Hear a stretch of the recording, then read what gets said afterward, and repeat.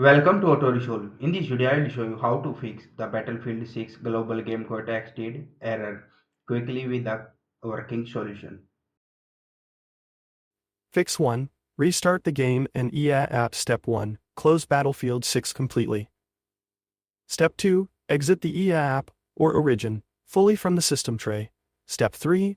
Reopen the EA app, and then launch Battlefield 6. Step 4. Check if the error persists. Fix 2. Check EA server status. Step 1. Go to EA help server status, or search EA server status. Step 2. Ensure Battlefield 6 servers are online and operational. Step 3. If servers are down, wait for EA to fix them and try again later. Fix 3. Log out and back in Step 1. Open the EA app. Step 2. Log out of your EA account. Step 3. Close the app fully, reopen, and log back in. Step 4.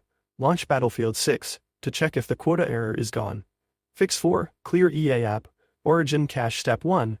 Close Battlefield 6 and EA app completely. Step 2. Navigate to the cache folder, Windows, C users, your user, app data locally, desktop, or Origin folder. Step 3. Delete the cache folder.